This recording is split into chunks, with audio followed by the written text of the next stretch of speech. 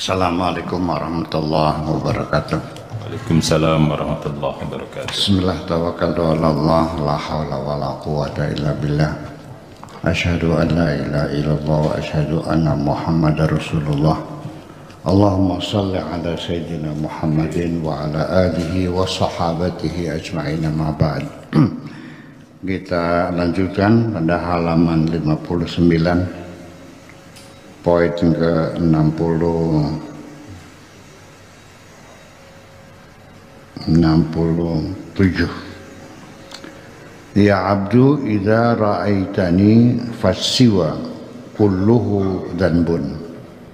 Udah kan 68. Ya abdu ahbabtuka fahalaltu fi ma'rifatika bikulli syai' fa'araftani wa ankarta kulla syai'. Wahai hambaku, aku benar-benar mencintaimu sehingga aku perkenankan dapat mengetahui apa saja. Nanti setelah engkau mengenalku, maka engkau akan mengingkari apa saja. Ini maksudnya apa? Ini bahasa semacam ini adalah bahasa dalam ya. Dengan kajian kitab Ra'ayatullah ini saya teruji betapa saya ini bodoh sekali. Bukan sekedar aku tidak mengerti maksudnya apa, tapi sampai kepada aku sendiri tidak tahu caranya bagaimana menyampaikan pemahamanku kepada orang lain. Jadi mohon maaf sekali, karena aku sendiri tidak mampu bagaimana membuat Anda jadi paham. Ya, jadi ya gimana? Ya udahlah, raba-raba dalam gelap aja barangkali Anda bisa paham gitu. Paham syukur, paham lapam, ya udahlah. Tapi penghujungnya ketika Anda tidak paham adalah tetap kesalahan saya. Karena kata Albert Einstein sendiri, ya, penemu nuklir itu sendiri, ketika engkau tidak bisa menyampaikan pemahamanmu kepada orang lain, perlu dipertanyakan, jangan-jangan engkau sendiri belum paham. aja si dia belum paham berarti kan. Jadi kata Tuhan, wahai hambaku, aku benar-benar mencintaimu. Aku benar-benar mencintaimu, wahai hambaku. Sehingga ketika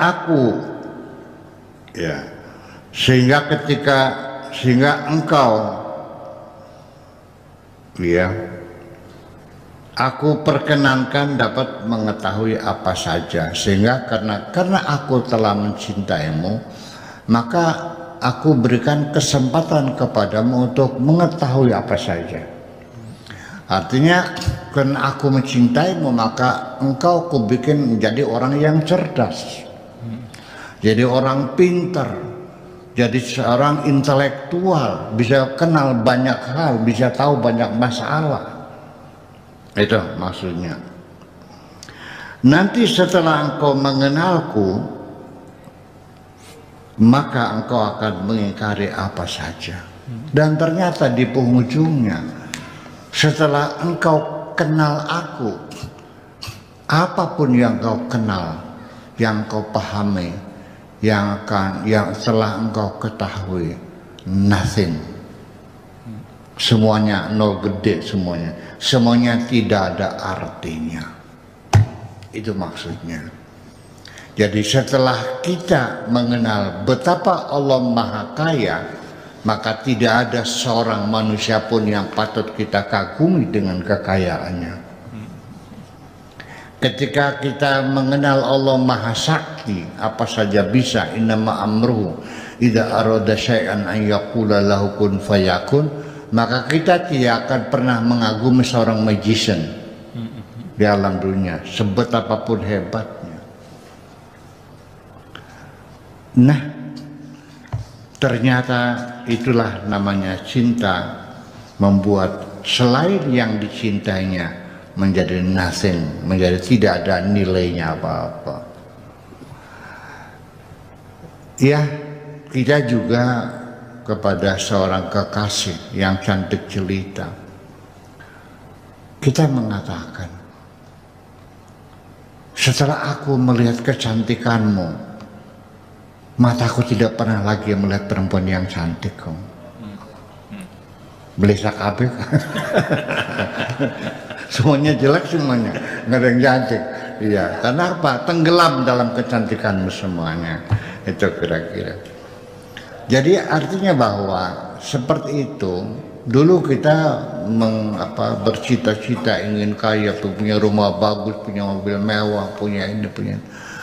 Setelah kita peroleh semua itu, tanpa mengenal Tuhan sekalipun, semua kenikmatan yang kita capai, setelah kita dapatkan, akan berkurang nilainya. Dan lalu kita akan menginginkan yang lain. Percaya nggak? Setelah punya BMW, pengen punya Mercedes nggak? Setelah punya Mercedes, pengen punya Rolls Royce nggak? Setelah punya Rolls Royce, pengen Lamborghini nggak? Dan seterusnya dan seterusnya. Kita tidak pernah puas. Apalagi itu mah sebabnya kita tidak pernah puas karena nafsu kita yang tidak pernah berhenti. Tapi ketika kita mengenal Allah, maka semuanya tidak ada artinya. Iya, maka tidak ada artinya semuanya.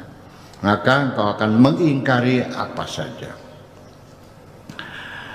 Wahai hambaku, 69, ya abdu, idza ra'aitani fakun fil ghaibati.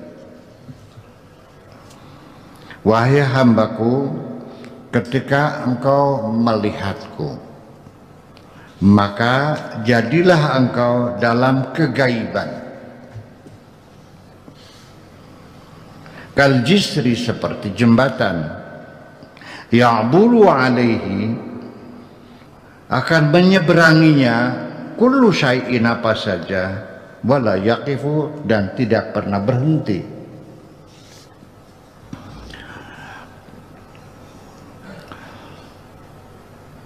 Wahai hambaku, ketika engkau sudah melihatku,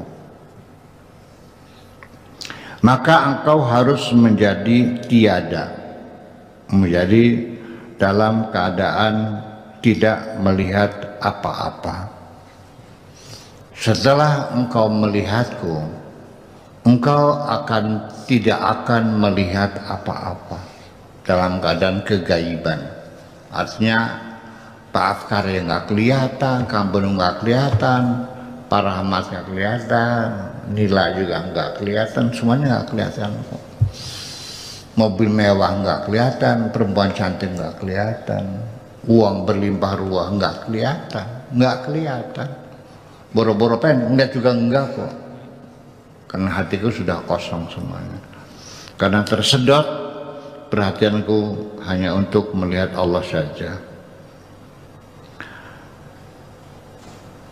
Wahai hambaku, ketika engkau sudah melihatku, maka engkau harus menjadi tiada.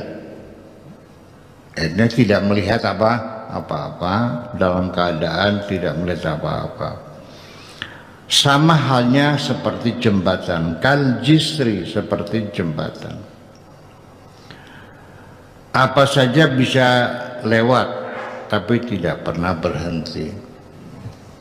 Jembatan itu hanya dilewati, dan apapun yang lewat jembatan tidak akan berhenti, lalu membuat tenda di jembatan, lalu membuat rumah di situ, lalu mau bertempat tinggal di jembatan. Paling ada juga di bawah jembatan ya.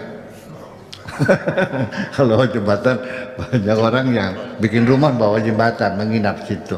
Tapi kalau jembatan tidak, jembatan hanya sekedar untuk lewat saja, bukan untuk bertempat tinggal, bukan untuk bersinggah, bukan untuk menetap selamanya, hanya lewat saja dan tidak ada yang berhenti. Artinya biarkanlah alam dunia ini, dirimu ini seperti jembatan. Apa saja silakan lewat, tapi jangan izinkan apapun berhenti pada dirimu sendiri. Iya, termasuk rezeki juga, uang juga. Yang datang silakan datang, hanya datang dan hanya lewat. Jangan kau simpan dan jangan kau hentikan pada menginap di dalam dirimu. Biarkan dia lewat. Wanita cantik juga sama, biarkan lewat saja, nggak ada masalah. Siapa bilang melihat perempuan itu haram? Masa haram? Masa harus memejamkan mata? Apakah saya selama dalam perjalanan harus memejamkan mata supaya tidak melihat perempuan? Gila juga ini pikirannya. Ya ketabrak segala macam. Jadi bagaimana? Ya boleh aja ngeliat mah. Ngapa tidak? Masa nggak boleh melihat? Masa orang berjalan tidak boleh membuka mata, tidak boleh melihat perempuan? Gimana lagi? Itulah makanya perempuannya dilarang keluar. Di sana tuh begitu, nggak boleh keluar, harus di rumah. Perempuan nggak boleh keluar.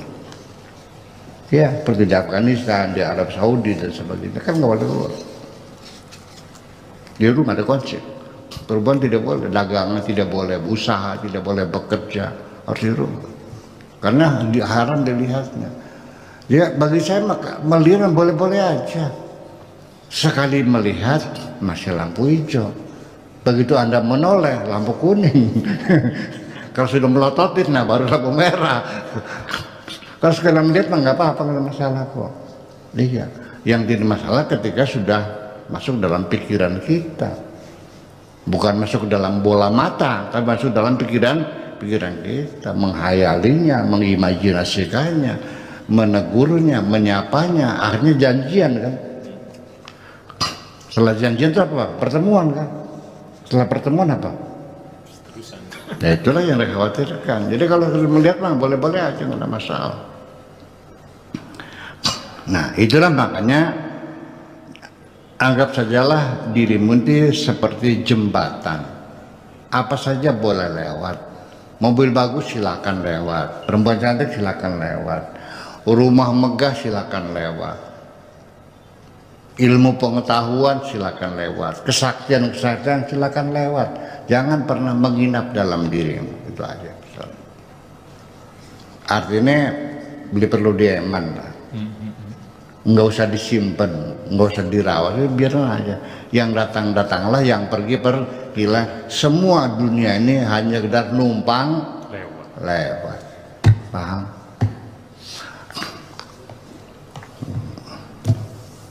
Kalau nggak diterangkan begini nggak paham ya. Iya, ya memang ini Syekh An-Nefer ini dia pakai bahasa dalam ya, bahasa isyarat. Sehingga kalau kita tidak memperhatikan betul ya nggak paham. Dan mungkin ini beliau ini kan buku ini kan ditemukan di antara manuskrip yang tersembunyi di perpustakaan Baghdad, ditemukan kemudian beberapa tahun yang lalu sebagai khazanah yang terselamatkan, tidak terbakar, tidak dibakar oleh Holocaust dan Genghis Khan itu. Dulu kan dibakar semuanya, dimusnahkan. Nah, yang selamatnya ini artinya kita bayangkan betapa kayanya peradaban umat Islam pada zaman itu. Yang terselamatkan saja masih sekian berlimpah ruah, apalagi kalau waktu itu terselamatkan semua sudah dibakar. Ya, nah itu.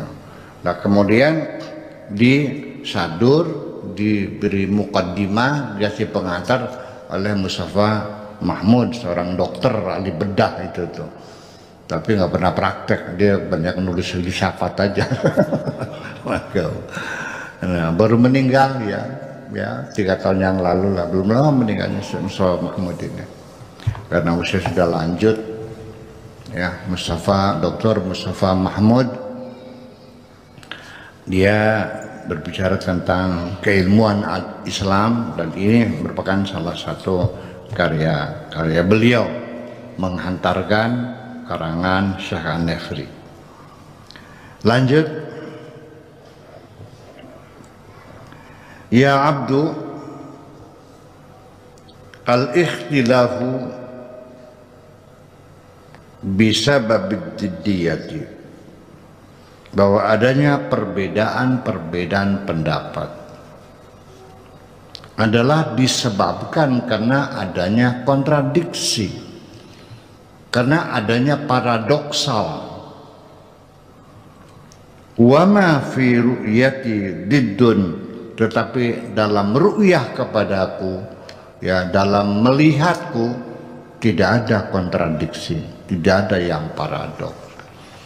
Kenapa jadi orang jadi selalu berbeda pendapat, berbeda sudut pandang, berbeda dan berbeda, berselisih dan bertengkar? Karena di dunia ini mengandung paradoks. Ya, tetapi ketika engkau melihatku, maka engkau tidak akan menemukan paradoks dalam melihatku ini. Ya, ya, pertama-tama kita kaget. Iya, Allah itu al-zahir, tapi Allah juga al-batin. Allah itu al-awwal, tapi Allah juga al-akhir.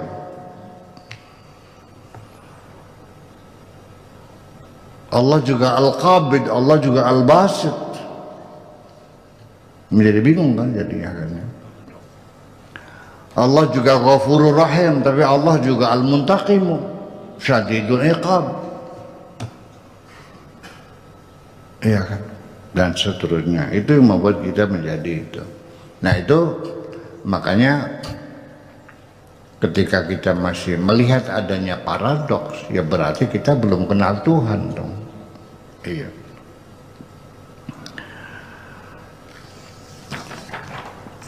Ya abdu, wahai hambaku,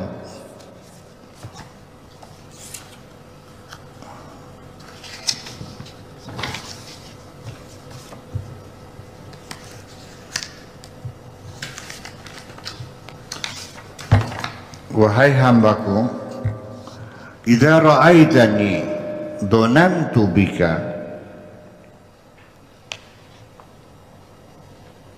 ala turuqi ilayya falam uqimka bisiwaya baina yadayya.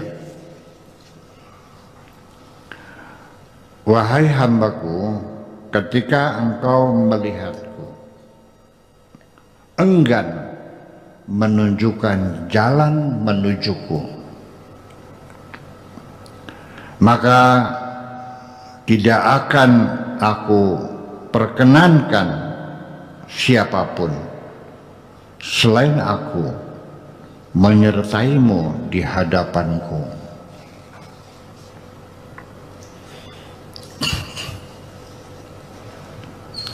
Artinya mesti kita pahami bahwa pada saat kita dalam mengarungi bahtera rumah tangga, meniti kehidupan di dunia ini, banyak menghadapi kesulitan-kesulitan.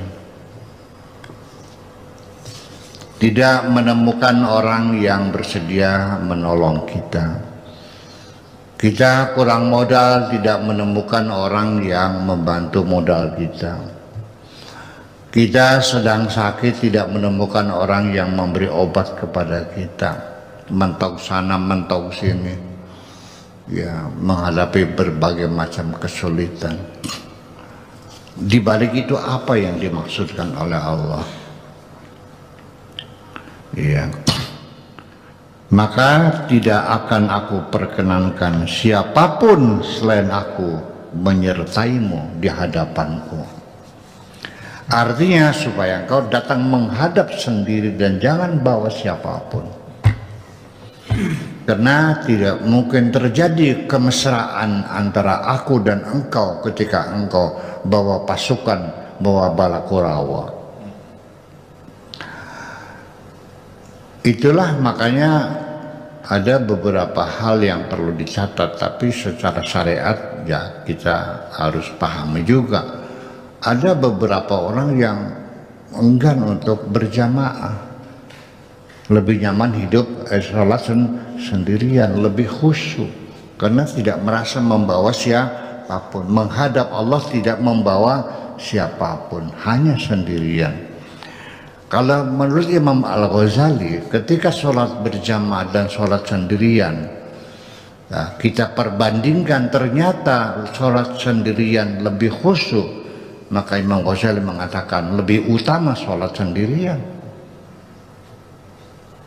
Itu dalam putusan Imam Ghazali. Tetapi ketika sholat berjamaah khusyuk, sholat khusyuk, maka lebih baik sholat berjamaah.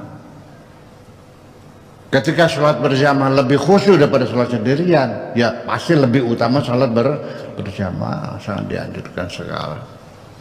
Tapi kalau kedua-duanya sama tidak khusyuk, sholat berjamaah tidak khusyuk, maka lebih baik sholat berjamaah. Jadi akhirnya alternatifnya lebih kemungkinan banyak berjamaahnya. Tapi tetap pada kualitas tertentu, Imam Ghazali juga mengatakan ya lebih baik kalau memang lebih khusyuk, ya lebih baik sendirian. Itu. Jadi ya banyak orang-orang soleh yang tidak rajin sholat berjamaahnya, sendirian. Dan karena kita juga sebaliknya juga melihat fenomena yang aneh juga. Kalau sholat berjamaah kan untuk membangun persahabatan, banyak teman, ketemu orang, bersalaman, bertegur sapa, duduk sama rendah, berdiri sama tinggi, iya kan? Menanyakan kesehatan, apa kabar, salaman, duduk berdampingan, mestinya kan banyak temannya. Ternyata banyak sekali orang yang rajin sholat berjamaahnya rajin, tapi bertengkarnya juga rajin juga kok. DKM bertengkar terus. Dari mulai urusan kotak masjid sampai tempat wudhu, ya kan, sampai kebersihan, sampai segala macam. Ya kenapa? Nah itulah persoalannya, bahwa ya memang ada kerawanan-kerawanan ya dan sebagainya. Coba bagaimanapun mesti kita kita ketahui, intinya mah setiap kesulitan yang engkau hadapi itu saking sayangnya Allah supaya engkau menghadap Allah sendirian, jangan bawa siapapun. Karena apa? Dengan banyaknya orang yang menolongmu, jangan-jangan itulah yang menyebabkan engkau tidak pernah melihat Tuhan, tidak pernah merasakan kebaikan-kebaikan Tuhanmu. Kalau semua orang menolak semua memberikan bantuan kepadamu, menantu juga enggak pernah bantu, mertua apalagi, anak juga tidak mau tahu, dan sudah tidak ada seorang pun yang menolongmu, baru setelah itu engkau baru merasakan bahwa yang menolongmu hanya Allah. Itu poin yang terakhir adalah menyadarkan dirimu bahwa hanya Allah yang bisa menolong. Wala tajida min dunillahi waliya wala nasira. Tidak akan kau temukan selain Allah yang bisa menolongmu. Saya kira itu yang penting. Oke, itu saja. Terima kasih. Assalamualaikum warahmatullahi wabarakatuh. Waalaikumsalam warahmatullahi wabarakatuh.